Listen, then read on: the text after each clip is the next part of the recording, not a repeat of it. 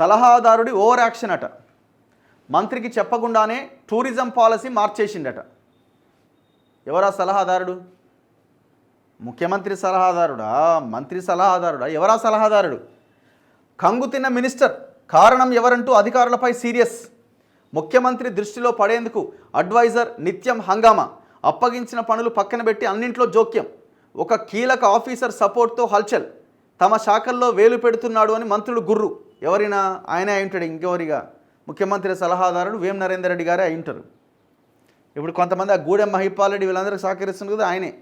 చివరికి అదే గూడెం మహిపాల్ రెడ్డి కాంగ్రెస్ పార్టీనా ఇది లవ్ పార్టీనా అనే కాడికి వచ్చింది.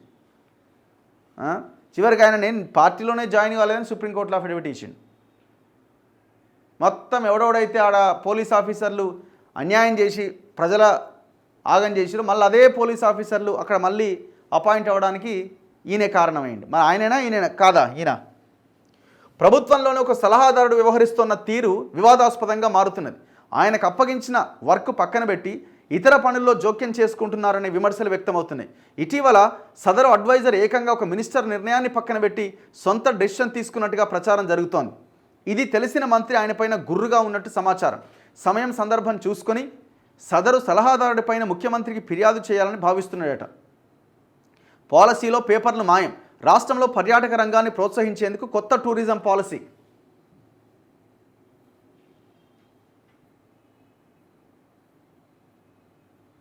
కొత్త టూరిజం పాలసీ ప్రకటించారు.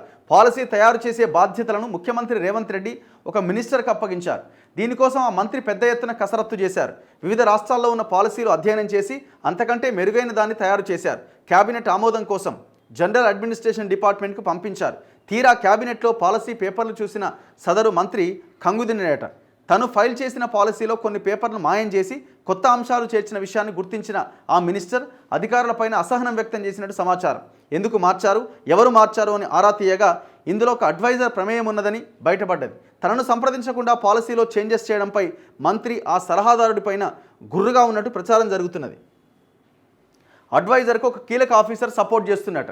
వివాదాస్పద వ్యక్తిగా ముద్రపడ్డ సదర్ అడ్వైజర్కు ప్రభుత్వంలో ఒక కీలక హోదాలో ఉన్న ఐఏఎస్ సపోర్ట్ ఉన్నదని, ఆయనకు సలహాదారుడు పదవి రావడం వెనుక ఆ ఆఫీసర్ ప్రమేయం ఉన్నదని సెక్రటేరియట్ వర్గాల్లో ప్రచారం జరుగుతున్నది. అందుకే ఆయన ఇష్టం వచ్చినట్టుగా వ్యవహరిస్తారని, మంత్రులను సైతం లెక్క చేయరని విమర్శలు వస్తున్నాయి. నిత్యం ముఖ్యమంత్రి దృష్టిలో పడేందుకు అతను నానా హంగామా చేస్తున్నాడట. ఇతర శాఖల్లో జోక్యంపై విమర్శలు. సదరు అడ్వైజర్ వ్యవహరిస్తున్న తీరుతో చాలామంది మంత్రులు కోపంతో ఉన్నట్టుగా ప్రచారం. తమకు తెలియకుండా తమ శాఖల్లో జోక్యం చేసుకోవడం, సెక్రటరీలకు ఫోన్ చేసి వివరాలు అడగడం పైన అసహనంగా ఉన్నట్టు తెలుస్తోంది. వివరాలు ఎందుకని అడుగుతున్నారని, ఎవరైనా అడిగితే నాకు సీఎం టాస్క్ అప్పగించారు అని రీజన్ చెబుతుంటారని ప్రచారం జరుగుతున్నది. నిజంగా సీఎం బాధ్యతలు అప్పగించారా లేక అడ్వైజర్ అతి చేస్తున్నారా అనే ప్రశ్నలు సచివాలయ వర్గాల్లో తలెత్తుతున్నాయట. ఇప్పుడు ఒకవేళ ఇది వేం నరేందర్ రెడ్డి కనుక అయితే, వేం నరేందర్ రెడ్డికి రేవంత్ రెడ్డికి చాలా బలమైన దగ్గరి బంధం ఉన్నది.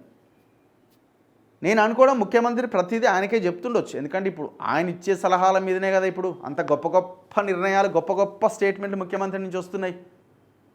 ప్రతి సందర్భంలో మనం ఇంటర్వ్యూ చేసే గెస్ట్లు కూడా ఏమంటారు, ఎవరైనాకు సలహాలు ఇచ్చేది అని మాట్లాడుతున్నాం. సో అంత గొప్ప సలహాలు ఇచ్చేది మన వేం నరేందర్ రెడ్డేనా? ఇప్పుడు ఈ పేపర్లో రాసిన ఆ సలహాదారుడు ఎవరు అన్నది తేలాలి. మరి ఐఏఎస్ ఎవరు? నవీన్ మిట్టలా?